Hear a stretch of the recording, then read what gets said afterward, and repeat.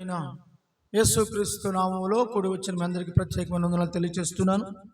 పరిశుద్ధ గ్రంథంలో నుంచి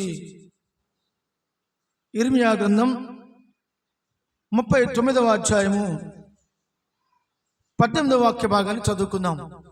ఇర్మియా గ్రంథం 39వ అధ్యాయము 18వ వచనాన్ని చదువుకుందాం. నీవు నన్ను నమ్ముకొంటివి గనుక నిశ్చయముగా నేను నిన్ను తప్పించెదను. నీవు ఖడ్గము చేతిలో పడవు, దోపుడు సొమ్ము దక్కించుకున్నట్లు నీ ప్రాణమును నీవు దక్కించుకొందువు. ఇదే యెహోవా వాక్కు. దేవునికి మహిమ కలుగును గాక. హల్లెలూయా. దేవుని వాక్యములో ప్రభువు మనతో మాట్లాడుతున్న శ్రేష్టమైన, విలువైన, అమూల్యమైన వాగ్దానం దేవుడు మనకు వాగ్దానం చేస్తున్నాడు. ఏంటి ఆ వాగ్దానం అంటే, నేను నిన్ను తప్పించెదను, నేను నిన్ను కాపాడదను, నేను నిన్ను తృప్తిపరచదను అని దేవుడు పలు విధాలుగా మనతో మాట్లాడుతూ ఉన్నాడు. ఎందుకయ్యా నా పైన నీకు ఇంత ప్రేమ, ఎందుకయ్యా నా ఎడల నీకు ఇంత జాలి అని అంటే, అక్కడ రాయబడుతున్న మాట ఏంటంటే, ప్రభు చెప్తున్నారు, నీవు నన్ను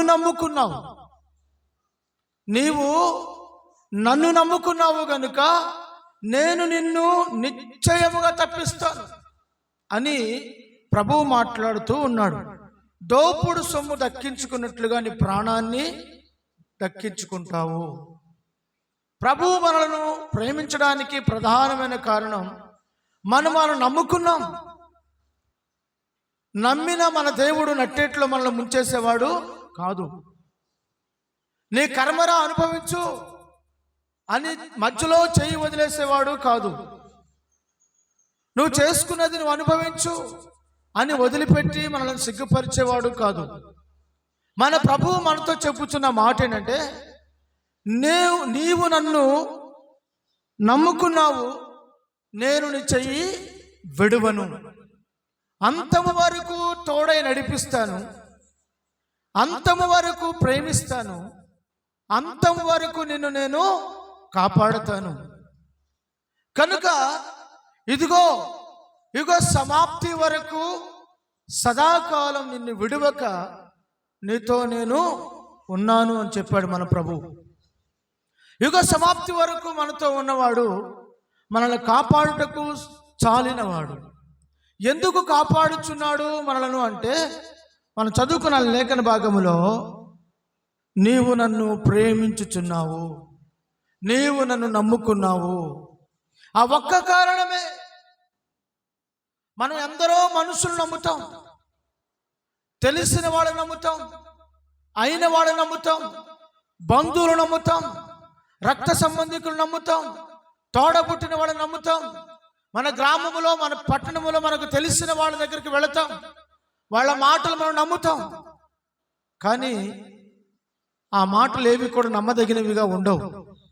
కానీ దేవాది దేవుడు అంటున్నాడు, నిశ్చయముగా అంటే ఖచ్చితంగా నేను జరిగిస్తా, నేనే మాట ఇస్తున్నా, నేను దాన్ని నెరవేరుస్తానని ప్రభు చెప్తున్నాడు. దేవుని వాక్యం రాయబడిన మాట ఏంటంటే, ఆయన వాగ్దానములన్నీ, ఆయన మాటలన్నీ పూర్ణాంగీకారమునకు యోగ్యమైనవి, నమ్మదగినవి. ఎటువంటివంటే ఆయన మాటలు నమ్మదగినవి. అప్పుడప్పుడు అంటున్నాం కదా, నమ్మచ్చని మాట. ఎట్లా నమ్మాలి? మరి నాకేదైనా నీ మాట నమ్మాలంటే నాకు ఏదైనా సూచన ఉండాలి కదా, హామీ ఉండాలి కదా అంటుంటాం. నా ప్రభువు అంటున్నాడు, నిశ్చయముగా ఖచ్చితంగా నేను నిన్ను తప్పిస్తాను. మన ప్రభు మనలను కాపాడువాడు. ఇశ్రాయేలు నిన్ను కాపాడువాడు, కొనుకడు, నిద్రపోడు. మన ప్రభు మనల్ని సిగ్గుపరిచేవాడు కాదు. దేవుడు మాట్లాడుతూ అంటున్నాడు, నా జనులు ఇక ఎన్నటికి సిగ్గునొందరు. దేవుడు తన ప్రజలను సిగ్గుపరిచేవాడు కాదు. దేవుడు తన ప్రజలను చేయి విడిచిపెట్టేవాడు కాదు. దేవుడు తన ప్రజలను దీనదశలో ఉంచేవాడు కాదు. దేవుడు తన ప్రజలకు జయమిచ్చువాడు, నడిపించువాడు, పోషించువాడు, వారిని తృప్తిపరిచే దేవుడు ఆయన. అన్నిటిపైన జయమిచ్చేవాడు, అంధకారం నుంచి వెలుగులోనికి తీసుకొచ్చిన వాడు మనలను. అంధకారం నుండి వెలుగులోనికి నడిపించిన దేవుడు మన దేవుడు. కనుక దేవుడు అంటున్నాడు, నీవు భయపడద్దు, ఏ విషయంలో భయపడవద్దు, నువ్వు దిగులు చెందవద్దు, కలవరపడవద్దు, కృంగిపోవద్దు, నిరాశ నిస్పృహలలోనికి నీ జీవితాన్ని అప్పగించవద్దు. నీవు ధైర్యంగా నిలబడు, ప్రభువు వైపు చూడు. ధైర్యంగా నిలబడు, ప్రభువు వైపు చూడు. ప్రభు నీతో చెప్తున్న మాట ఈ పూట, దోపుడు సొమ్ము దక్కించుకున్నట్లుగా నీ ప్రాణమును దక్కించుకుందువు. నీవు ఖడ్గము చేతిలో పడవు, శత్రువుల చేతిలో పడవు, వేటగాని ఊరి చేతిలో నువ్వు పడవు, నేను నిన్ను తప్పిస్తాను అని దేవుడు మాట్లాడుతున్నాడు. దేవునికి స్తోత్రం, హల్లెలూయా. చూడండి, 91వ కీర్తన 14వ వచనాన్ని చదువుకుందాం. 91వ కీర్తన 14వ వాక్య భాగం. అతడు నన్ను ప్రేమించుచున్నాడు గనుక నేను అతన్ని తప్పించెదను. అతడు నా నామమును ఎరిగినవాడు గనుక నేను అతన్ని గణపరిచెదను అంటున్నాడు. ఇక్కడ ఈ వాక్య భాగంలో ఈ 14వ వచనం నుంచి 16వ వచనం వరకు అతడు అతడు అతడు అతడు అని 4-5 సార్లు కనబడుతుంది. ఎవరతను? అతను నిన్ను కాపాడుతాను, అతన్ని తప్పిస్తాను, అతన్ని గణపరుస్తాను, అతనికి తోడై ఉంటాను, అతన్ని విడిపిస్తాను, అతన్ని గొప్ప చేస్తాను, అతను తృప్తిపరుస్తాను, నా రక్షణ అతనికి చూపిస్తాను అని దేవుడు అతడు అతడు అతడు అని మాట్లాడుతున్నాడు. ఎవరయ్యా అతడు అంటే ఆ 14వ వచనంలో రాయబడింది, ఎవరైతే నన్ను ప్రేమిస్తున్నారో నేను వారిని తప్పించదను. యేసయ్య నిన్ను ప్రేమిస్తున్నాడు. మరి నువ్వు యేసయ్యని ప్రేమిస్తున్నావా? ఇప్పుడు అతడు నన్ను ప్రేమించుచున్నాడు గనుక నేను అతను తప్పించదనని దేవుడు చెప్తున్నాడు. అక్కడ నీ మాట, నీ పేరు పెట్టుకుని చదవండి. చదవండి. విజయ్ నన్ను ప్రేమించుచున్నాడు గనుక నేను విజయ్ని తప్పించదను. విజయ్ నా నామమును ఎరిగినవాడు గనుక నేను విజయ్ని ఘనపరచదను. విజయ్ నాకు మొర్రపెట్టగా నేను విజయ్కి ఉత్తరం ఇచ్చేదను. శ్రమలలో నేను విజయ్కి తోడై ఉండెదను. విజయ్ని విడిపించి అతన్ని గొప్ప చేసేదను. దీర్ఘాయువు చేత విజయ్ని తృప్తిపరచదను.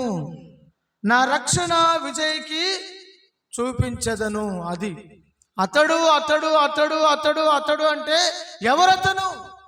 అతడు నీవై ఉండాలని ప్రభువు కోరుతున్నాడు. నీవు దేవుని నమ్ముకున్నావు, నిన్ను దేవుడు తప్పిస్తాడు.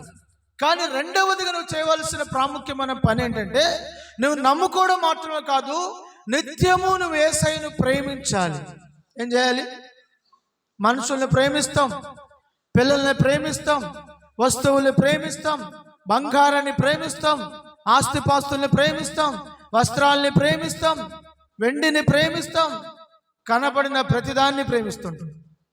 కానీ ఎవరిని ప్రేమించాం?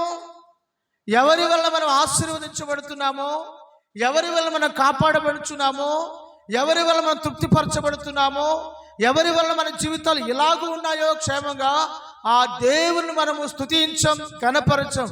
అందుకనే మన జీవితాల్లో క్షేమం కరువైపోతా ఉంది.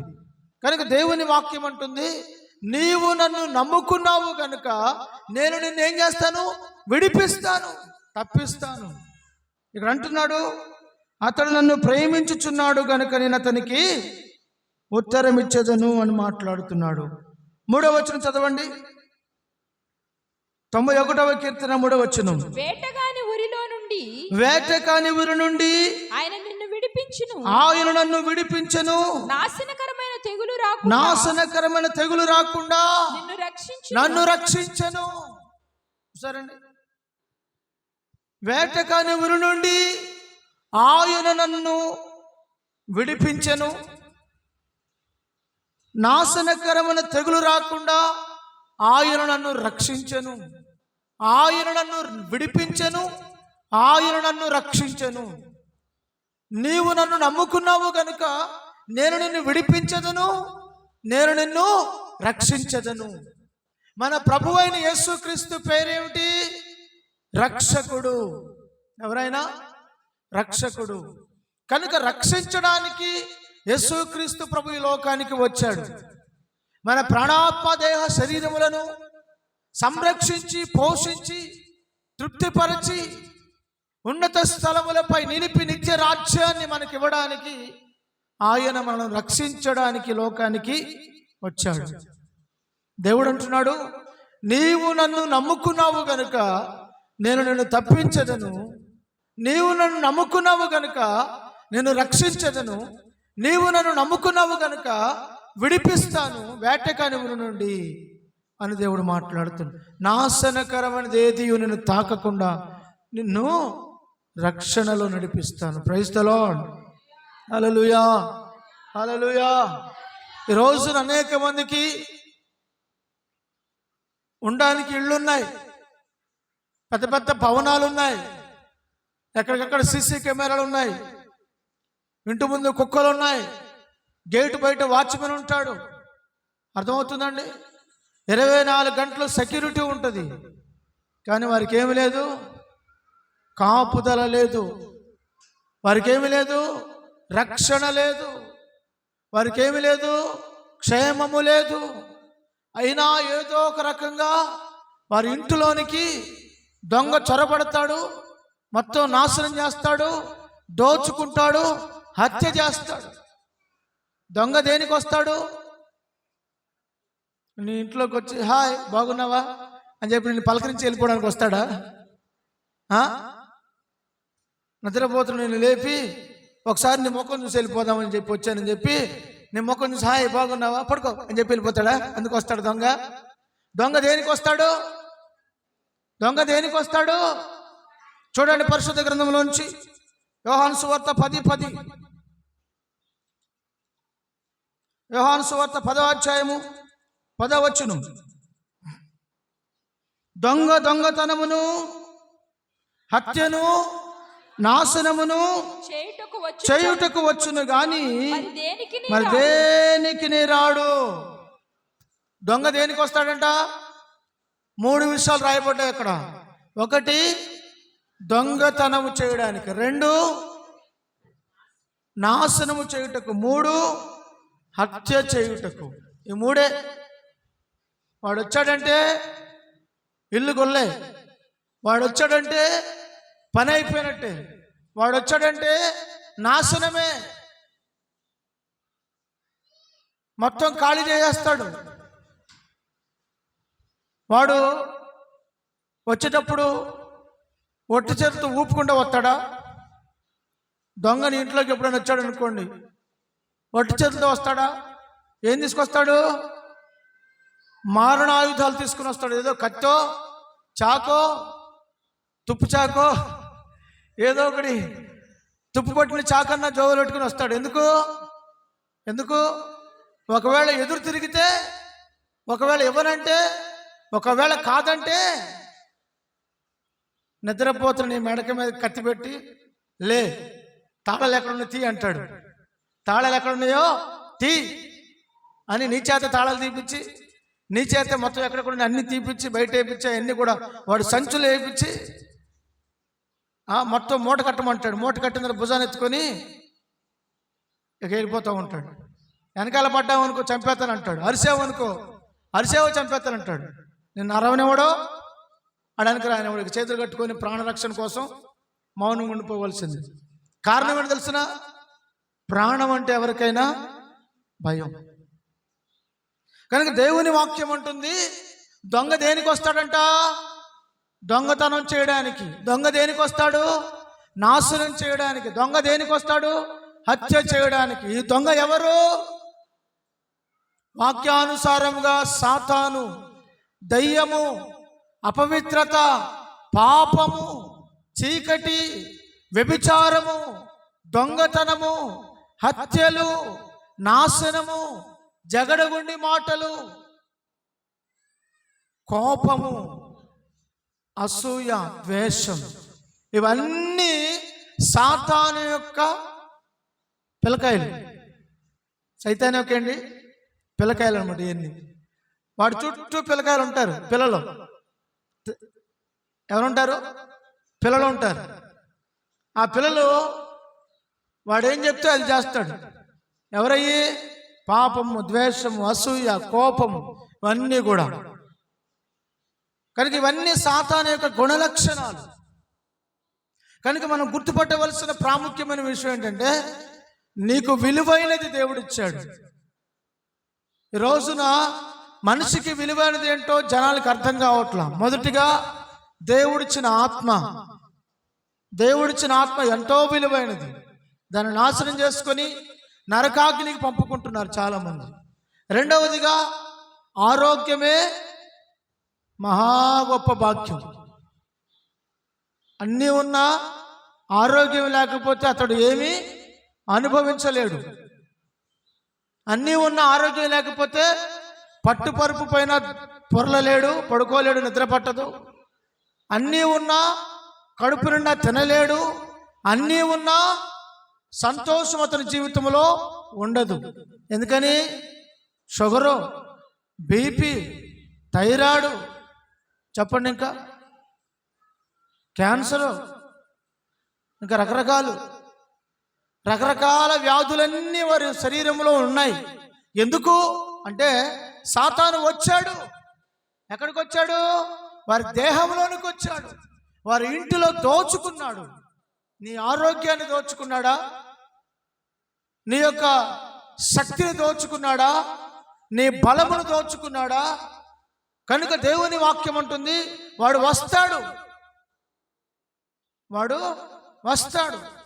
వాడు నీ దగ్గరికి వచ్చినప్పుడు నీ యొక్క వాడు దోచుకోవడానికి ఏది కూడా అవకాశం ఉండకూడదు. యేసు ప్రభు అంటాడు, ఇదిగో ఈ లోకాధికారి వచ్చుచున్నాడు, నా యొక్క వానికి ఏమీ దొరకదు. కారణం ఏంటంటే తనలో యేసయ్య దగ్గర దోచుకోవడానికి సాతానుకు ఏ అధికారము లేదు. మనలో ఏదైనా సాతానుకు సంబంధించినది ఉన్నప్పుడు వాడు మన దగ్గరికి వస్తాడు. మీలో ఎవరైనా ఒకరి దగ్గర బాకీ ఉన్నారనుకోండి, అప్పు తీసుకున్నారనుకోండి.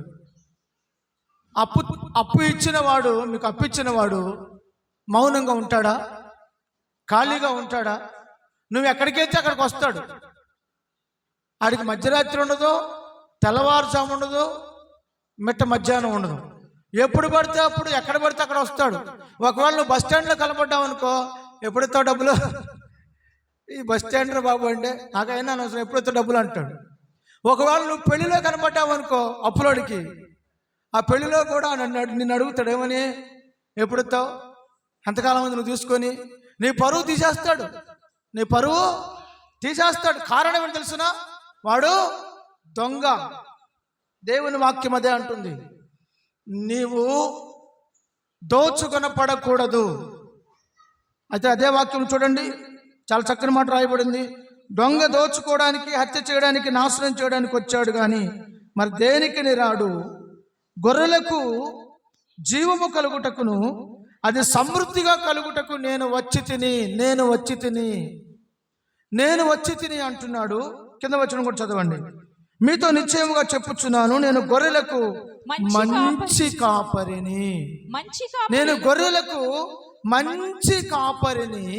మంచి కాపరి తన గొర్రెల కొరకు ప్రాణము పెట్టును. చాలు. యేసయ్య మనల్ని ప్రేమించాడు. యేసయ్య మంచి కాపరి. యేసయ్య మనందరి కొరకు ప్రాణం పెట్టాడు. యేసయ్య నిన్ను ప్రేమిస్తున్నాడు. యేసయ్య నిన్ను ఏం చేస్తున్నాడు? ప్రేమిస్తున్నాడు. ఎంత ప్రేమిస్తున్నాడు అనంటే, నీకు తన సర్వస్వాన్ని ధారపోసాడు, తన సమస్తము నీకు ఇచ్చాడు, తన ప్రాణమే నీకు అర్పించాడు. ఒక తల్లి తన కుమారుడు, ఒకగానొక కుమారుణ్ణి చాలా ప్రేమిస్తుందంట. ఎంత ప్రేమిస్తుందంటే ఎంతో ప్రేమిస్తుంది, చెప్పలేనంతగా ప్రేమిస్తుంది ఆ తల్లి తన కుమారుణ్ణి.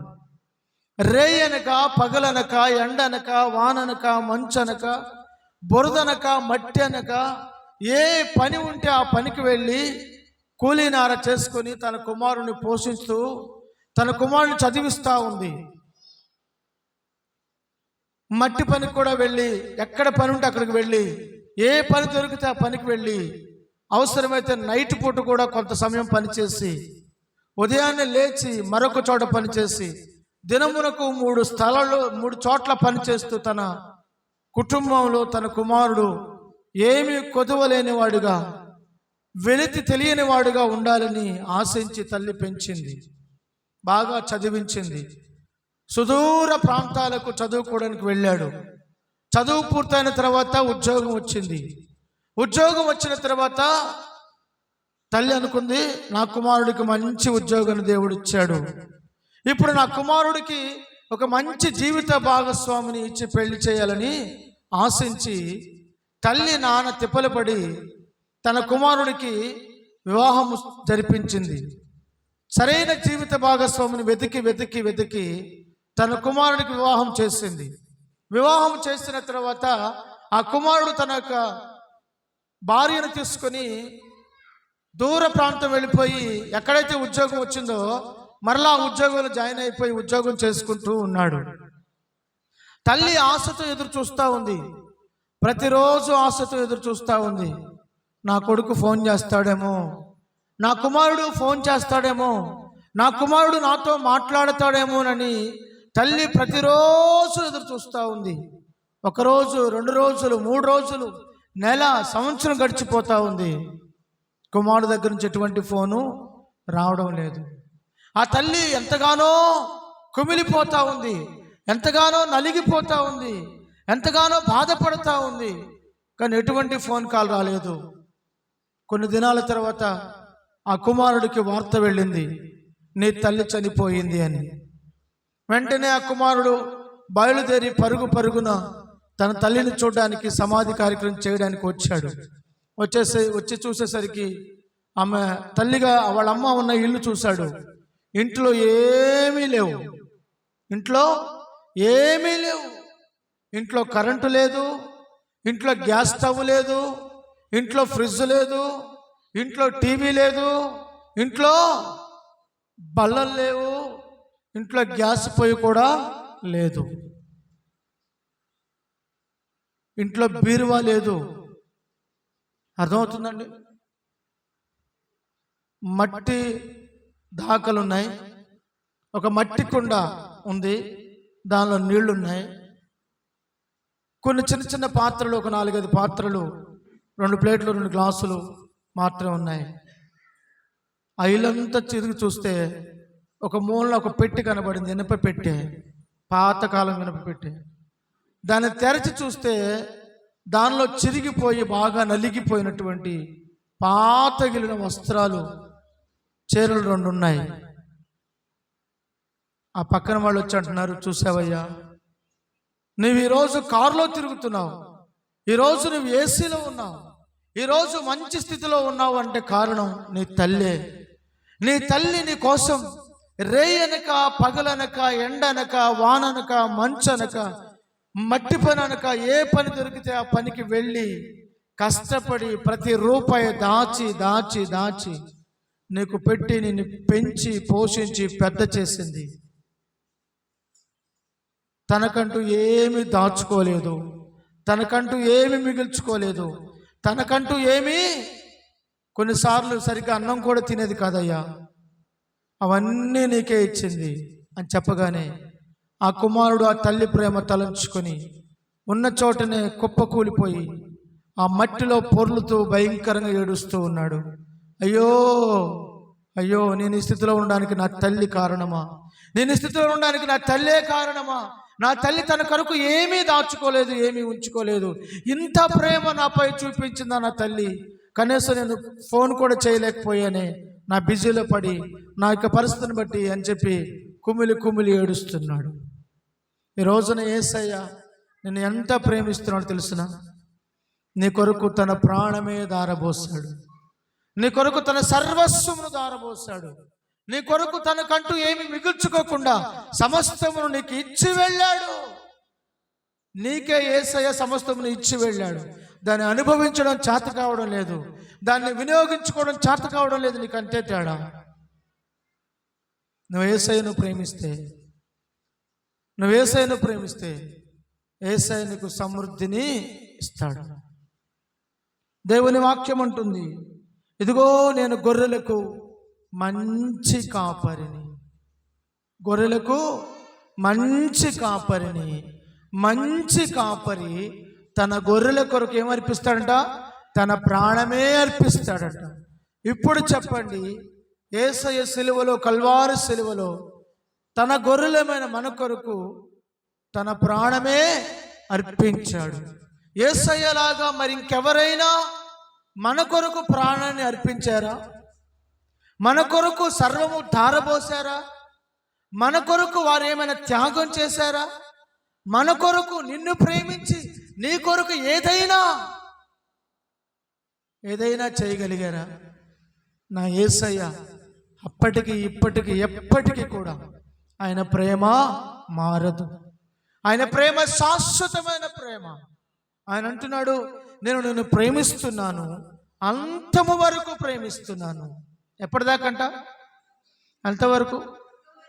చేతిలో చేయేసి వ్యాధి బాధల యందును, సుఖ దుఃఖముల యందును, కష్ట నష్టముల యందును ఈమెతోనే కాపురం చేయుదువా, ఈమెతోనే కాపురం చేస్తానంటాడు.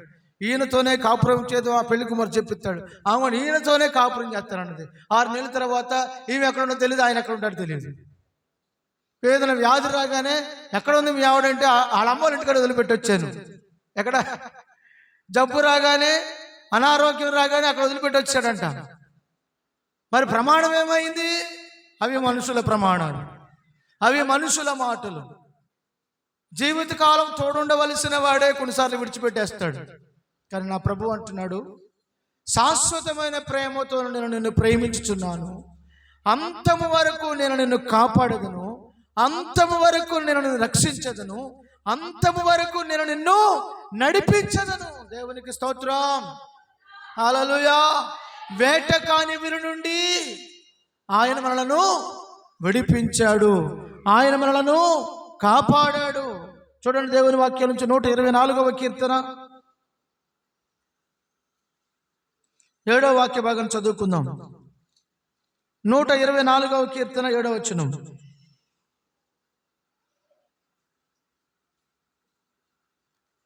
పక్షి తప్పించుకున్నట్లు నా ప్రాణము వేటగాండ్రి ఊరి నుండి తప్పించుకుని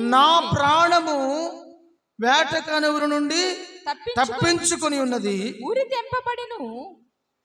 తెంపబడెను, మనము తప్పించుకొని నేను తప్పించుకొని ఉన్నాను. భూమి ఆకాశములను సృజించిన యెహోవా నామము వలననే మనకు సహాయము కలుగుచున్నది. దేవునికి స్తోత్రం. మనకు సహాయం ఎక్కడి నుండి కలుగుతుంది? ఎవరు మనకు సహాయం చేసేది? అన్ని విషయాల్లో మనకు సహాయం చేసేది, అడుగడుగున సహాయం చేసేది ఎవరంటే భూమి ఆకాశములను సృష్టించిన యెహోవా. దేవుడే మనకు సహాయం చేయకపోతే ఎవడు మనకు సహాయం చేయలేడు. ఒక ప్రాంతంలో కరువు వచ్చింది, కరువు భయంకరంగా ఉంది. కరువు ఆ ప్రాంతం అంతా విలయతాళం చేస్తూ ఉంటే అక్కడ పరిస్థితి ఎంత దారుణమైన కరువు వచ్చిందంటే మనుషులను చంపుకొని, కడుపున పుట్టిన బిడ్డలను చంపుకొని, తన కడుపున పుట్టిన పసిగుడ్డులను చంపుకొని, ఈరోజు నీ బిడ్డను మనం ఆహారం చేసుకు తిందాం, రేపు రోజు నీ బిడ్డ నాకు ఇవ్వు, మనం అందరం కలిసి వండుకు తిందాం అన్నంత కరువు వచ్చింది. ఏమీ దొరకట్లా, తినడానికి ఏమీ లేదు. అంత భయంకరమైన కరువులో ఒక స్త్రీ అడుగుతుంది రాజుని, రాజు కోట గోడ మీద సంచరిస్తూ ఉంటే రాజును అడుగుతుంది, రాజా ఆకలితో అలమటిస్తున్నాం, ఆకలితో అల్లాడిపోతున్నాం, ఏదైనా సహాయం చేయ రాజా అంటే ఆ రాజు అంటున్నాడు, యెహోవా నీకు సహాయం చేయనిదే నేనెక్కడి నుండి నీకు సహాయం చేయగలను. అర్థమవుతుందండి? దేవుడు నీకు సహాయం చేయాలి అంటే అర్థం ఏంటంటే నీకైనా నాకైనా, రాజునైన నేనైనా, సామాన్య మనిషివైన నీవైనా మన ఇద్దరికి సహాయం చేయవలసిన వాడు ఆయనే. హల్లెలూయా. మన ఇద్దరికి సహాయం చేయవలసిన వాడు ఆయనే. మనల్ని ఆదుకొనవలసిన వాడు ఆయనే. మనల్ని కాపాడవలసిన వాడు ఆయనే. మనల్ని పోషించవలసిన వాడు ఆయనే. భూమి ఆకాశమును సృజించిన యెహోవా వలన మనకేం కలుగుతుందంట? సహాయం కలుగుతుంది. ఈ రోజు నీ పిల్లలు చదువుకుంటున్నారంటే అది నీ గొప్పతనం కాదు. దేవుడు నీ పిల్లలకు చదువుకోవడానికి సహాయం చేశాడు. నీ పిల్లలు చదువుకోవడానికి సహాయం చేశాడు. ఒక ఆయనకి చాలా డబ్బు ఉంది. ఆ డబ్బుతో తన పిల్లల్ని చదివించాలనుకున్నాడు. కానీ ఆ పిల్లలకి చదువు అప్పడంలా, ఏమప్పట్లా చదువు అప్పట్లా, లక్షలు పోసి పిల్లల్ని చదివిస్తున్నాడు. కానీ ఆ పిల్లలకి చదువు అప్పట్లా. వాడు అంటాడు ఒక రోజున, ఎరా మీ నాన్న ఇంత కష్టపడి మీ నాన్న లక్షలు పెట్టి వీళ్ళు చదివిస్తున్నాడు కదా అంటే, నేనేం చేయను, నాకు చదువుకోవాలనిపించట్లేదు, నాకు చదవాలనిపించట్లేదు, చదవట్లేదు అన్నాడు. మరి వాళ్ళ నాన్న ఫీజులు కడుతున్నాడు కాబట్టి ఆ స్కూల్లో మాస్టర్కి ఇంకా ఎక్స్ట్రా 1 లక్ష రూపాయలు ఇచ్చి మా కొడుకుని పాస్ చేయండి అన్నాడంట. ఏం చేయమన్నాడంట? మా కొడుకుని పాస్ చేయమనంట. సరే 1 లక్ష రూపాయలు కట్టి మొత్తం మీద పాస్ చేశాడు. పాస్ అయితే అయ్యాడు, కానీ అతనికి పొట్టకోత అక్షరం ముక్క రాదు. ఇప్పుడు అతను చదువుకోనట్టే, పేరుకు మాత్రమే చదివినట్టు. కానీ అతను నిజంగా అతని జీవితంలో అది లేదు. ఈ రోజున అనేక మంది జీవితాల్లో జరుగుతున్నది అదే. అందుకే దేవుని వాక్యం అంటుంది, ఏమని మాట్లాడుతుంది చూడండి. మనం చదువుకున్న వాక్య భాగంలో, పక్షి తప్పించుకున్నట్లు మన ప్రాణము వేటకాని ఊరి నుండి తప్పించుకుని ఉన్నది. ఉరి తెంపబడును, మనము తప్పించుకుని ఉన్నాము. భూమి ఆకాశమును సృష్టించిన యెహోవా నామము వలనే మనకు సహాయము కలుగుచున్నది. మనకు సహాయం చేయాల్సిన దేవుడు అండి. బుద్ధి జ్ఞాన వివేకములకు ఆధారముకు ఆత్మ అని రాయబడింది. బుద్ధి జ్ఞాన వివేకములకు ఆధారముకు ఆత్మ. దేవుని ఆత్మ మనకు సహాయం చేయకపోతే, దేవుని కనికర హస్తములు మనకు సహాయం చేయకపోతే, ఆయన అద్భుతమైనటువంటి కరములు, ఆశ్చర్యకరమైన ఆయన హస్తం మనల్ని నడిపించకపోతే, ఆదుకొనకపోతే, ఈ రోజున మన పరిస్థితి చాలా దారుణంగా ఉండేది.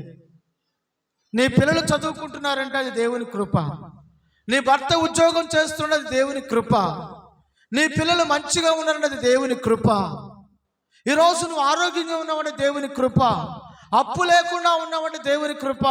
కడుపు నిండా తింటున్నావంటే దేవుని కృప. నీవు, నీ భర్త, నీ పిల్లలు నీ కళ్ళ ముందు కదలాడుచున్నారంటే అది దేవుని కృప.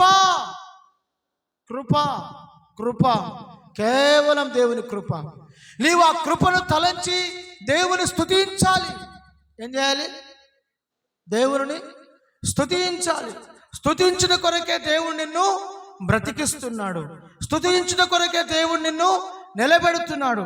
ఇక్కడ అంటున్నాడు చూడండి, పక్షి తప్పించుకున్నట్లుగా నా ప్రాణము వేటగాని ఊరి నుండి ఆయన తప్పించాడు. నా ప్రభువు సెలవిస్తున్న మాట ఏంటంటే, నీవు నన్ను నమ్ముకున్నావు గనుక నేను నిన్ను తప్పిస్తాను. వేటగాని ఊరి నుండి తప్పిస్తాను, దొంగ చేతి నుండి తప్పిస్తాను, నాశనం నుండి తప్పిస్తాను, హత్య నుండి తప్పిస్తాను. ఇక్కడ అంటున్నాడు, వేటకాని ఊరి నుండి పక్షి తప్పించుకున్నట్లుగా నా ప్రాణము తప్పించుకుని ఉన్నది. ఉరి తెంపబడను, నేను తప్పించుకుని ఉన్నాను. నా కొరకు పెట్టిన ఉరి ఏమైందంట? తెంచబడిందంట. దేవునికి స్తోత్రం. మన మీద సాతాను పలు పలు విధములుగా గురిపెట్టి ఉంచాడు. లక్ష్యం విల్లు ఎక్కుపెట్టి ఉంచాడు. మనల్ని టార్గెట్ చేసి ఉంచాడు. మనపై గురి నిలిపాడు సాతాను. ఎందుకు మనపైన సాతాను గురి నిలిపాడు అంటే మనం ఆశీర్వదించబడడం, మనం దీవించబడడం, మనం క్షేమంగా ఉండడం, మనం సంతోషంగా ఉండడం, మనం కలిసి ఉండడం, మనం ఒకరితో ఒకరు సమాధానంగా ఉండడం ఎవరికి ఇష్టం లేదు? ముందు ఆడికి ఉండదు. ఎందుకని? ఆడు సిగ్గులేనాడు. ఎవడాడు? సిగ్గులేనాడు. వాడిని ఇచ్చి పోరా అన్నగారు మళ్ళొస్తుంటాడు. కుక్కకి ఆడికి ఏం తేడా ఉండదు. ఆడు పద్దగా తిరుగుతూనే ఉంటాడు ఇంటి చుట్టూ. మన ఇంటి చుట్టూ తిరుగుతూ ఉంటాడు, మన గుమ్మం చుట్టూ తిరుగుతూ ఉంటాడు, మన ఇంట్లో తిరుగుతూ ఉంటాడు. అన్నాం అనుకో, పోతాడు, మళ్ళీ వస్తాడు. అటు పోయి మళ్ళీ అటు వచ్చేస్తాడు, అంతే. ఎందుకని? వాడు మనం బాగుపడ్డం ఆడికి అస్సలు ఇష్టం ఉండదు. మనం బాగుపడడం అస్సలు ఇష్టం ఉండదు ఆడికి. అందుకని మనము బాగుపడాలని కోరుకుంటే మనం చేయవలసిన ప్రాముఖ్యమైన పని ఏమిటంటే, మనలను ఆయన తప్పించాడు, మనలను ఆయన కాపాడుతున్నాడు, మనలను ఆయన క్షేమంగా దాచి ఉంచుతున్నాడు. కనుక మనం యెహోవా నామమును ఏం చేయాలంట? ఏం చేయాలి? ఆదివారం ఒక్కరోజు జ్ఞాపకం చేసుకోవాలి. అది కూడా వీలైతే ఒక అరగంట మందిరానికి వచ్చి చివరిలో కనబడి అట్ట మాయమైపోవాలి కదా. కొంతమంది పండగ క్రైస్తవులు ఉంటారు, పండగ మాత్రమే దేవుని దగ్గరికి వస్తారు. కొంతమంది ఆదివారం క్రైస్తవులు ఉంటారు, వాళ్ళు ఆదివారం మాత్రమే దేవుని దగ్గరికి వస్తారు. కొంతమంది సంవత్సరానికి ఒక్కసారి. వాళ్ళందరూ ఎవరంటే కిస్మిస్ భక్తులు. ఎవరాళ్ళు? కిస్మిస్ భక్తులు అనమాట. అప్పుడు మాత్రం కనబడతారు, మిగతా వాళ్ళు కనబడరేక. కనుక మనం అందరం గుర్తుపెట్టుకోవాల్సిన ప్రాముఖ్యమైన విషయం ఏంటంటే, మన మీద సాతాను పెట్టిన గురి ఏదైతే ఉందో, మనల్ని నాశనం చేయడానికి, నీ కుటుంబాన్ని పతనం చేయడానికి, ఒకరికి ఒకరికి సమాధానం లేకుండా చేయడానికి, నీ ఇంటిలో ఆర్థిక ఇబ్బందులు తెచ్చిపెట్టడానికి, నీ కుటుంబాన్ని సమూల ధ్వంసం చేయడానికి సాతాను పన్నాగం పన్నాడు. నువ్వు దేవుని స్తుతిస్తూ ఉంటే ఉరి తెంపబడెను, పక్షి తప్పించుకున్నట్లుగా నిన్ను దేవుడు తప్పిస్తాడు, నీ కుటుంబాన్ని తప్పిస్తాడు. దేవునికి స్తోత్రం. హల్లెలూయా, హల్లెలూయా. ఎంత కాపుదల దేవుడు నీకు ఇచ్చాడండి, ఎంత క్షేమం దేవుడు నీకు ఇచ్చాడండి, ఎంత భద్రత నీకు ఇచ్చాడు దేవుడు, ఎంతగా దేవుడు నిన్ను నడిపిస్తూ ఉన్నాడు, క్షేమాన్ని కలుగ చేస్తూ ఉన్నాడు, ఎంతగా దేవుడు నీపై తన కృపా బాహుళ్యాన్ని చాపుచూ ఉన్నాడు. దేవుడు నిన్ను కాపాడకపోతే ప్రాణం ఎంత, మనిషి ఆయుష్ ఎంత? ఒక రోజున ఒక స్త్రీ బట్టలు ఉతికి వాటిని ఆరేయడానికి బయటికి తీసుకుని వెళ్ళింది. బయటికి తీసుకుని వెళ్తే వాళ్ళ ఇంటి ముందు ఒక వేప చెట్టు ఉంది. వేప చెట్టు నుండి ఒక తీగ వాళ్ళ ఇంటి కిటికీకి కట్టుంది. వేప చెట్టు నుంచి, రోడ్డు బయట ఉన్నటువంటి వేప చెట్టు నుంచి వాళ్ళ గుమ్మానికి పక్కన కిటికీ కట్టిన ఒక తీగ ఉంది. ఆ తీగ మీద బట్టలు వేసింది, అంతే. బట్టలు ఆరడానికి బయటకు వెళ్ళింది, బట్టలు ఆరేసింది, మళ్ళా తిరిగి ఇంట్లోకి రాలేదు. ఏమైందో తెలుసా? సచ్చి శవమై తేలింది. ఎందుకని అనంటే, ఆ ఇంటి ముందు ఉన్నటువంటి వేప చెట్టు, దాని నుంచి కట్టిన ఇనప తీగ కరెంటు పాస్ అవుతా ఉంది. కారణం, ఆ ఇంటి ముందు రోడ్డు మీద ఉన్నటువంటి కరెంటు తీగలు వేప చెట్టుకు తగులుతూ ఉన్నాయి, వేప చెట్టుకి తగులుతూ ఉన్నాయి. అది జోరున వర్షం కురుస్తూ ఉంది, వర్షాకాలం. వర్షం కురుస్తున్నప్పుడు ఆ కరెంటు తీగలకు ఆనుకొని వెళుతున్నటువంటి ఆ యొక్క వేప చెట్టు, దాని నుండి కరెంటు పాస్ అయ్యి ఈ ఇనప తీగకు పాస్ అవుతా ఉంది. ఈమె తెలియక ఎప్పుడైతే బట్టలు ఆరేసిందో అంతే అయిపోయింది. అర్థమవుతుందా? కనుక మన జీవితంలో దేవుని కాపుదల లేకపోతే మన ప్రాణం ఎంత, మన ఆయుష్ ఎంత, మన ఊపిరెంత, మన జీవం ఎంత, మన బ్రతుకెంత, మనం ఏ పాటి వారం, ఇదేది నువ్వు గుర్తుపెట్టుకో. దేవుడు ఒక్క క్షణం నిన్ను మర్చిపోతే చిన్న పాము పిల్ల చాలు నిన్ను చంపడానికి. చిన్న పాము పిల్ల చాలు నిన్ను చంపడానికి. నీ ఇంట్లో గోడల మీద తిరుగుతున్న బల్లి చాలు నిన్ను చంపడానికి కదా. దేవుని కాపుదల లేకపోతే చిన్న యాక్సిడెంట్ చాలు. అణువణువున క్షణక్షణం దేవుడు నిన్ను కాపాడుతూ భద్రపరుస్తూ నీపై ప్రేమ చూపిస్తున్నాడు. నీవు ఈరోజు క్షేమంగా ఆరోగ్యంగా ఉన్నావంటే దానికి కారణం దేవుడే. కారణం ఏంటంటే దేవుడు నిన్ను ప్రేమిస్తున్నాడు. దేవుడు నిన్ను ఏం చేస్తున్నాడు? నీపై ప్రేమ చూపిస్తున్నాడు. ఆ ప్రేమతో నీ తప్పిదములు కప్పుపుచ్చుతున్నాడు. ఆ ప్రేమతో నిన్ను కాపాడుతున్నాడు.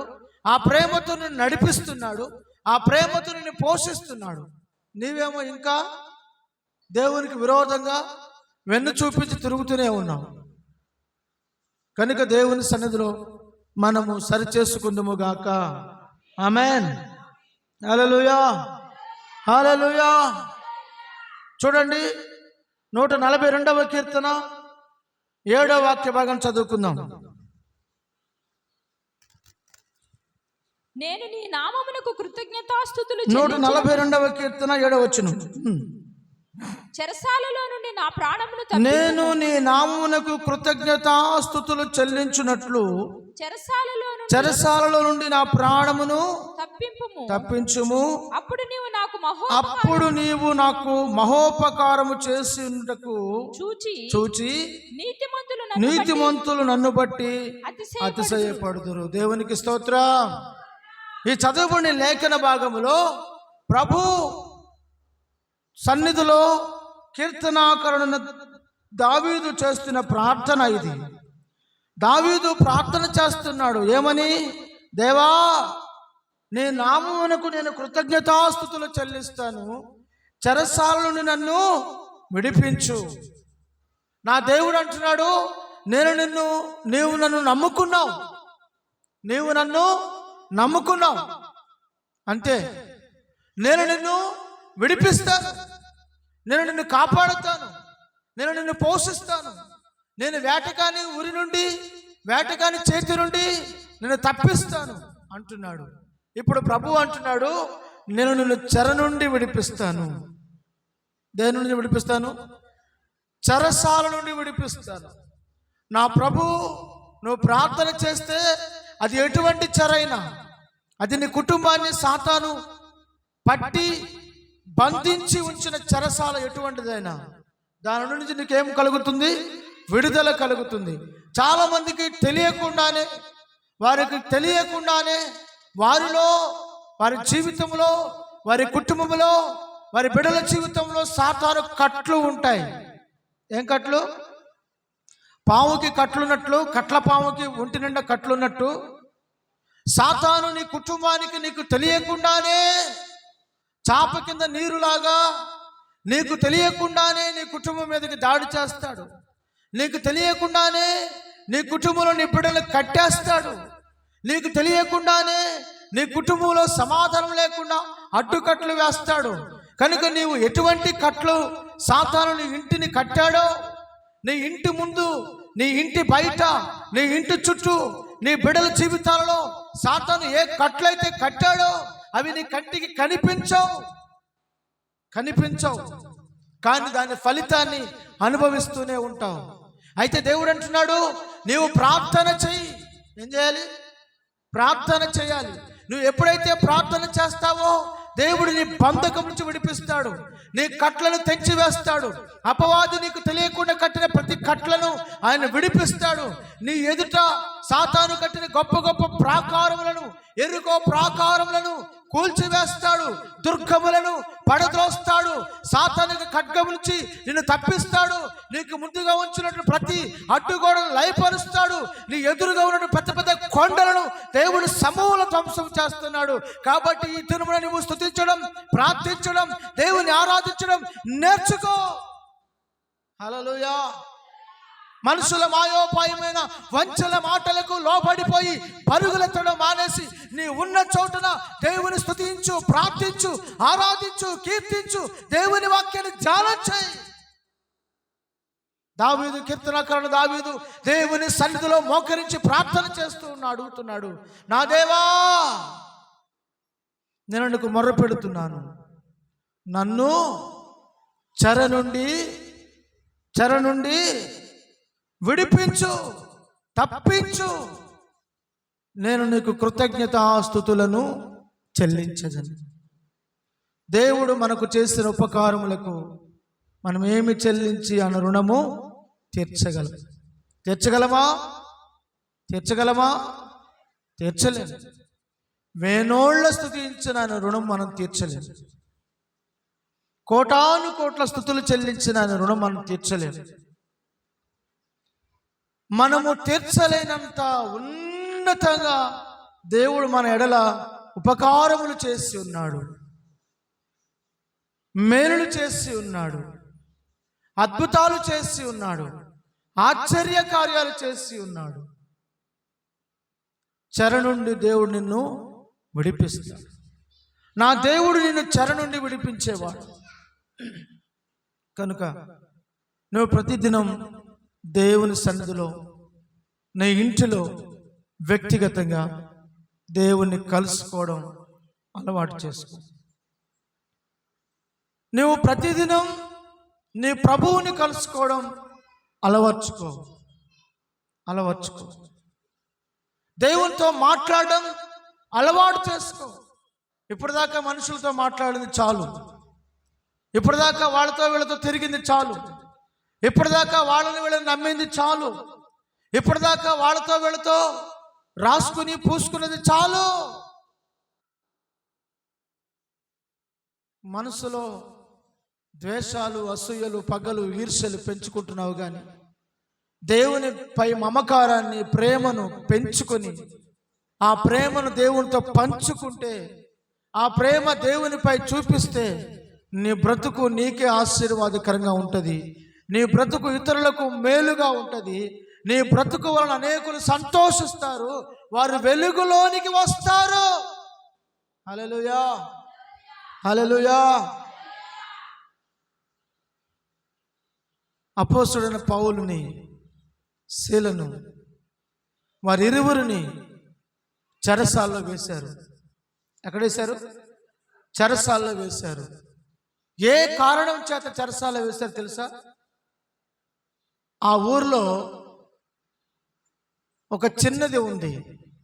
ఆ చిన్నది వాళ్ళ తల్లిదండ్రుల దగ్గర నేర్చుకుంది. వాళ్ళ తల్లిదండ్రులు ఏదైతే చేయడం చూసిందో, వాళ్ళ తల్లిదండ్రులు ఏదైతే బ్రతకడానికి ఏదైతే చేస్తున్నారో ఆ విద్యను ఈ చిన్నది నేర్చుకుంది. ఏంటి నేర్చుకుంది ఆ చిన్నది అంటే? సోది చెప్పడం. మనందరికి తెలుసు కదా సోది అంటే. తెలుసా తెలీదా? సోది చెప్పడం నేర్చుకుంది. ఇప్పుడు తల్లిదండ్రులను పోషించడానికి ఆమె సోది చెప్తూ బ్రతుకుతా ఉంది. ఈ చిన్నదాన్ని అడ్డం పెట్టుకొని మరికొంతమంది అధిపతులు టార్గెట్ చేశారు పౌలుని. చాలా జాగ్రత్తగా వినండి. ఆ చిన్నది సోదు చెప్పుకుంటూ తిరుగుతుంది. దైవ సేవకులు కూడా ఆ ప్రాంతానికి సంచరిస్తూ ఉన్నారు. సంచరిస్తూ వాళ్ళు దేవుని ఆలయంలోకి వెళ్ళి ప్రార్థన చేసుకుని వస్తూ ఉన్నారు. ప్రతిరోజు మధ్యాహ్నం 3 గంటల సమయంలో వాళ్ళు ప్రార్థన చేసుకుని వస్తున్న ప్రతిసారి ఆ చిన్నది సోది బుర్ర పట్టుకొని తిరుగుతూ కనబడుతూ ఉంది. ఒక రోజున ఆ చిన్నది ఏమని మాట్లాడుతుందంటే, అపోస్తల కార్యములు 16 ఏమని మాట్లాడుతుందంటే చిన్నది, ఇదిగో వీరు సర్వోన్నతులకు దేవుని దాసులు, వీరు మీకు రక్షణ మార్గమును తెలియచేస్తారు, వీరు సర్వోన్నతుని దాసులు, మీకు రక్షణ మార్గాన్ని తెలియచేస్తారు అని ఆ చిన్నది కేకలు వేస్తూ ఉందంట, అరుస్తూ ఉందంట. ఇలాగూ అనేక దినముల నుంచి జరుగుతూనే ఉంది, ప్రతిరోజు జరుగుతూ ఉంది. ఇది రోజు చూస్తూ ఉన్నాడు, ప్రార్థన చేస్తున్నాడు పౌలు గారు. ఈమెను ఎలాగైనా విడిపించాలి ప్రభువా, ఈమెను విడిపించాలి అని ప్రార్థన చేస్తూ ఉన్నాడు. ఒక రోజున వ్యాకుల పడి ఆ చిన్నదాని వైపు తిరిగి చూసి అన్నాడు, ఓ అపవిత్రాత్మ, దయ్యమా, సోదు దయ్యమా, ఈ చిన్నదాన్ని విడిచిపెట్టి పో అనగానే ఆ దయ్యం ఏం చేసింది? వదిలిపోయాను. బైబిల్ అలాగే రాయబడింది. ఆ చిన్నది పట్టిన దయ్యము ఏమైంది? వదిలి వెళ్ళిపోయింది. వదిలి వెళ్ళిపోగానే ఇంకా సంతోషంగా ఉంది, ఆరోగ్యంగా ఉంది, క్షేమంగా ఉంది. ఇక సోది బుర్ర పక్కన పడేసింది, ఇక దాంతో పని లేదు, ఇక సోది చెప్పడం మానేసింది. ఈ విధంగా ఉన్నప్పుడు అక్కడ కొంతమంది అధిపతులు ప్రజలను పోగు చేసి, బహుజనులను పోగు చేసి ఆజ్ఞాపించారట. ఏమని? కొట్టమని. ఎవరిని? పౌలును శీలను కొట్టి, బెత్తములు తీసుకుని వారిని కొట్టి,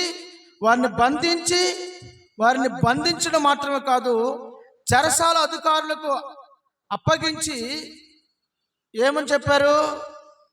వారిని జాగ్రత్తగా కావలి కాయండి, వారిని ఏమాత్రం కూడా వెళ్ళనివ్వద్దు అని వాళ్ళ వస్త్రాలు లాగేసి వాళ్ళని భయంకరంగా కొట్టి వారిని చెరసాలలో బంధించారు. 22వ వచనం నుంచి అపోస్తలుల కార్యం 16:22 నుంచి ఉంది. మీరు చదవద్దు, నేను చదవమన్నది మాత్రం మీరు చదవండి. 25వ వచనం మాత్రం మీరు చదవండి. అయితే మధ్యరాత్రి వేళ పౌలును శీలయు దేవునికి ప్రార్థించుచు కీర్తనలు పాడుచూ ఉండిరి. ఖైదీలు వినుచూ ఉండిరి. అప్పుడు అకస్మాత్తుగా మహాభూకంపము కలిగెను. చెరసాల పునాదులు అదిరెను. వెంటనే తలుపులన్నీ తెరుచుకును. అందరి బంధకములు ఊడెను. దేవునికి స్తోత్రం. అందరి బంధకములు ఊడెను. ఎలా జరిగింది అద్భుతం? ఎలా జరిగిందంటే పౌలు శీలను బాగా కొట్టి, వస్త్రాలు కూడా లాగేసి, వాళ్ళని కొట్టి, బెత్తాలతో కొట్టి, వాళ్ళని గాయాల పాలు చేసి లోపల పడేసేందుకు వచ్చిందా? అర్థమవుతుందా? కొన్నిసార్లు దేవుని చిత్తం ఏంటో నీకు తెలియదు. కొన్నిసార్లు దేవుని యొక్క నడిపింపు ఏంటో నీకు తెలియదు. నాకే ఎందుకు ఇలాగ జరుగుతుంది, నాకే ఎందుకు ఇలాగో జరుగుతుంది, నన్ను దేవుడు విడిచిపెట్టేశాడా, దేవుడికి నేనంటే ఇష్టం లేదా అని మనం సణుగుతూ గొణుగుతూ ఉంటాం. కానీ ఏది జరిగినా దేవుని స్తుతించడం అనేది అలవాటు చేసుకోండి. మంచి అయినా చెడైనా, నీ జీవితంలో ఆపదైనా సంతోషమైనా, ఏదైనా దేవుని స్తుతించడం నేర్చుకోండి. ప్రభువా, నీ చిత్తము లేకుండా నా జీవితంలో ఏది జరగదు, ఎందుకంటే నేను నిన్ను ప్రేమిస్తున్నాను, నీవు నన్ను ప్రేమిస్తున్నావు కనుక నన్ను కాపాడువాడు నీవేనని మనం ప్రార్థన చేసుకోవాలి. దేవునికి స్తోత్రం. హల్లెలూయా. ఇక్కడ పౌలు శీలను బంధించి చెరసాల్లో వేశారు. దేవుని చిత్తం ఏంటి? పౌలు ఒక ఆత్మను విడిపించాడు, పౌలు చిన్నదాన్ని విడిపించాడు. దేవుని ప్రణాళిక ఏంటి తెలుసిన? పౌలా, నువ్వు ఒక చిన్నదాన్ని విడిపించడం కాదు నాయనా, లోపల చాలా మంది చెరసాల్లో బంధించబడ్డారు. అదిగో ఆ చెరసాల్లో ఎంతో మంది బంధించబడ్డారు. రాని అక్కడ తీసుకుని వెళుతున్నాను అని తీసుకుని దేవుడు అక్కడ అప్పగించాడు. దేవుని చిత్తాన్ని పౌలు గ్రహించాడు. ఆ గాయాల మధ్యలో కూడా అక్కడ రాయబడిన మాట మీరు చూసినట్లయితే అదే అధ్యాయంలో 24వ వచనం, అతడు అట్టి ఆజ్ఞను పొంది వారిని లోపలి చెరసాలలోనికి త్రోసి, లోపలి చెరసాలలో లోపలి చెరసాల అంటే చెరసాలలో ఉంచి లోపలి చెరసాల, ఇంకొక చెరసాల లోపల ఉంది, దానిలోనికి తోసి వారి కాళ్ళకు బొండలు బిగించి వారి చేతులకు సంకెళ్ళు వేసి శరీరం అంతా గాయాల పాలు చేసి వారి వస్త్రాలు తీసివేసి వారిని కొట్టి, ఈ స్థితిలో కూడా వారు ఏం చేస్తున్నారు? ప్రార్థన చేస్తున్నారు, పాట పాడుతున్నారు. ఒక ప్రార్థన చేయడం, ఒక పాట పాడడం, ఒక ప్రార్థన చేయడం, ఒక పాట పాడడం, ఒక ప్రార్థన చేయడం, ఒక పాట పాడడం. తెల్లవారులు ఆల్ నైట్ ప్రేయర్ చేశారు. ఎవరు? పౌలు శీలలు ఇద్దరు కూడా రాత్రి పగళ్ళు దేవుని స్తుతిస్తూనే పాడుతూనే ఉన్నారు, ప్రార్థన చేస్తూనే ఉన్నారు. ఖైదీలు ఏం చేస్తున్నారంట? వినుచూ ఉన్నారంట. వీరు స్తుతించుచూ కీర్తనలు పాడుచూ ఉన్నారు, వారు వినుచూ ఉన్నారు. అకస్మాత్తుగా పెద్ద భూకంపం స్టార్ట్ అయింది. పునాదులు ఎక్కడెక్కడ గడగడ మొత్తం అన్ని కూడా కదిలిపోయినాయి. ఒక్కసారిగా సంఖ్యలు మొత్తం ఎక్కడెక్కడ పటాపంచలు అయిపోయి తెగిపోయినాయి. ఆ ఖైదులందరి సంఖ్యలు తెగిపోయినాయి. వారి బంధకములన్నీ ఊడిపోయాను. దేవునికి స్తోత్రం, హల్లెలూయా. చూడండి, జీవము గల దేవుని సేవకుడు ఎక్కడ ఉంటాడో అక్కడ దేవుని ఆత్మ దిగి వస్తుంది. ఎక్కడ దేవుని ఆత్మ దిగి వస్తుందో అక్కడ దేవునికి అభిషేకం దిగి వస్తుంది. ఎక్కడ దేవుని అభిషేకం దిగి వస్తుందో అక్కడ బంధకాలు తెంచబడతాయి. అవి కాలి పూర్తవుతాయి, తుత్తినీలుగా మార్చబడతాయి. సంసోను మీదకి దేవుని ఆత్మ దిగిరాగా ఇనుప సంఖ్యలు సైతం తెంచబడ్డాయి. ఏ సంఖ్యలు సంసోనుని బలమును ఆపలేదు. కారణం తెలిసిన యెహోవా ఆత్మ అతను రేపుచూ ఉన్నదట. యెహోవా ఆత్మ అతని మీదకి బలముగా దిగి వస్తా ఉందంట. ఈ రోజున దేవుని సన్నిధికి వస్తున్న నీవు దేవుని ఆత్మ చేత నడిపించబడుతున్నావా? దేవుని ఆత్మ చేత నీ కుటుంబమునకు సాతాను కట్టిన సంఖ్యలను నీవు తెంచుకోగలుగుతున్నావా? నీవు దివారాత్రులు దేవుని సన్నిధిలో ప్రార్థన చేసి మొర్రపెట్టి దేవుని అడిగి విడుదల పొందగలుగుతున్నావా నీ కుటుంబంలోంచి? అన్ని పాస్టర్ గారు చూసుకోవాలి. ఈరోజు జనం ఎట్లా తయారు తెలుసునా? మా నాయకుడు యేసయ్య కదండి, మా నాయకుడు మా సేవకుడే. మా నాయకుడు ఎవరు? మా దేవుడు ఎవరు? మా సేవకుడే మాకు దేవుడు, మా సేవకుడే మా నాయకుడు. ఆయన చెప్పిందే మేము చేస్తాము. ఆయన పల్లకి మీద ఎత్తుకొని పల్లకి మీద మోస్తాం మేము ఆయన్ని. దేని మీద? ఆయన చేతుల మీద ఎత్తుకొని పల్లకిల మీద ఎత్తుకొని మోస్తాం, కానీ యేసయ్యను మాత్రం మా భుజాల మీద మోయం. అర్థమవుతుందా? ఈ కడవరి దినాల్లో దుర్బోధలు బయలుదేరి దేవుని ఎత్తుకొనవలసిన ప్రజలు సేవకులను ఎత్తుకుంటున్నారు. దేవుని ఎదుట మోకరించవలసిన వారు మనుషుల ఎదుట మోకరిస్తున్నారు. దేవుని ఆజ్ఞకు లోబడవలసిన వారు మనుషుల ఆజ్ఞలకు లోబడుతున్నారు. కనుక నీ జీవితంలో విడుదల రాదు, విడుదల సమీపించదు. విడుదల రావాలి అని అంటే నీవే మోకరించాలి. విడుదల రావాలి అంటే నీవే దేవుని వైపు తిరగాలి. విడుదల రావాలి అంటే నీవు కన్నీళ్లతో యేసయ్య పాదాలు కడగాలి. విడుదల రావాలి అంటే నువ్వు ఉపవాసాలను నేర్చుకోవాలి. ఈ కడవరి దినాల్లో ఉపవాసాలు అవసరం లేదు అని బోధించేవారు ఉన్నారు. ప్రార్థన అవసరం లేదు, మీకోసం మేము ప్రార్థన చేస్తాం, మీరు ప్రార్థన చేయము, అక్కడ తిరగండి. చూసారా ఎంత దుర్బోధ వచ్చిందో? మీరు చదవకపోయిన పర్లా, మేము మా కాలేజీలో జాయిన్ చేయించండి చాలు, మీ పిల్లలు మేము పాస్ చేస్తాం అన్నట్టుగా అటువంటి సంఘాలు తయారయ్యాయి. జీవము గల దేవుని సంఘములో జనులు ఎలాగో ప్రవర్తించవలనో అది బైబిల్ మనకు నేర్పుతుంది.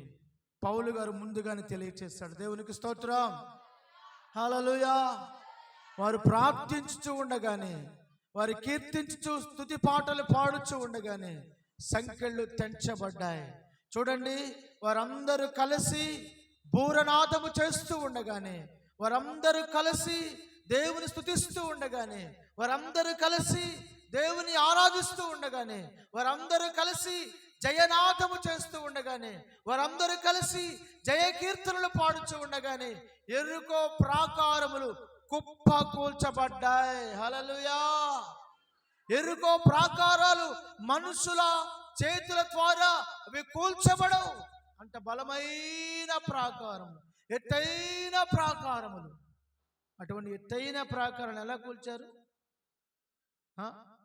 ఎలా కూల్చారు?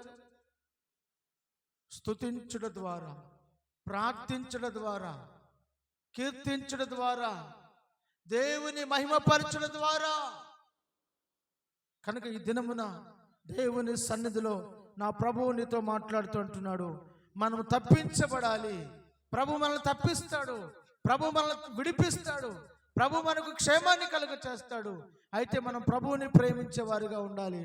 ప్రభు మనలను ప్రేమిస్తాడు. ఆ కృప దేవుడు మీకు అనుగ్రహించును గాక.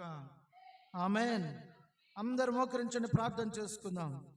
దయచేసి అందరూ ప్రతి ఒక్కరు మోకరించి ప్రభు హస్తాలకు మీ జీవితాలను సమర్పించుకొని, దేవా నీ సన్నిధిలో నేను ఉన్నానయ్యా, నన్ను బలపరచండి, నన్ను నీ కృపతో నడిపించండి ప్రభువా, నాకున్న బంధకముల నుంచి కూడా విడుదల చేయమని ప్రభు సన్నిధిలో ప్రార్థన చేసుకోండి. అందరూ అందరూ అందరూ ఎవరికి వారు వ్యక్తిగతంగా ప్రార్థన చేసుకోండి. దేవా నా జీవితంలో సాతాను కట్టిన కట్ల నుంచి, సాతాను కట్టిన బంధకాల నుంచి నన్ను విడుదల చేయండి నాయన, నన్ను వెలుపలికి తీసుకుని రండి నాయన. నా తండ్రి, నా తండ్రి, నీకు మొరపెడుతున్నాను, నేను అడుగుతున్నాను, ప్రార్థిస్తున్నాను, నిన్ను వేడుకుంటున్నాను నాయన, నీ సన్నిధిలో గోజాడుతున్నాను. ఇదిగో నా క్రందన విను, ఇదిగో నా ప్రార్థన ఆలకించు తండ్రి.